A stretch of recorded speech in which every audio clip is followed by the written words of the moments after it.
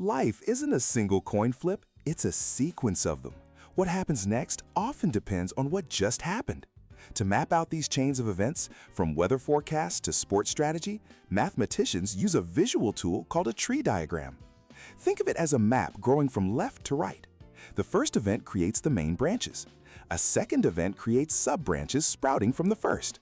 The golden rule: all branches that sprout from the same point must have probabilities that add up to 1 or 100%.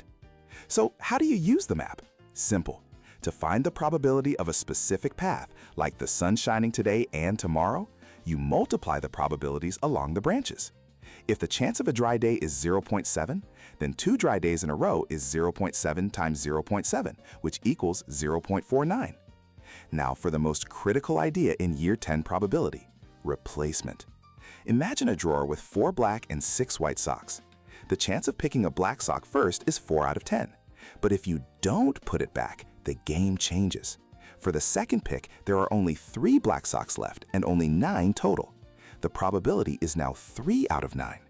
This is a dependent event. The second step was directly affected by the first. Here's a final pro tip. To find the probability of at least one of something happening, don't calculate every success path. Instead, find the probability of it never happening and subtract that from 1. What's the chance a shooter with an 80% hit rate lands at least 1 of 3 shots? The chance of a miss is 20%. 3 misses in a row is 0.2 cubed, which is just 0.008. So the chance of at least 1 hit is 1 minus that, or 99.2%.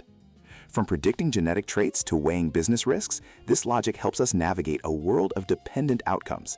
It's how we quantify uncertainty and make smarter decisions.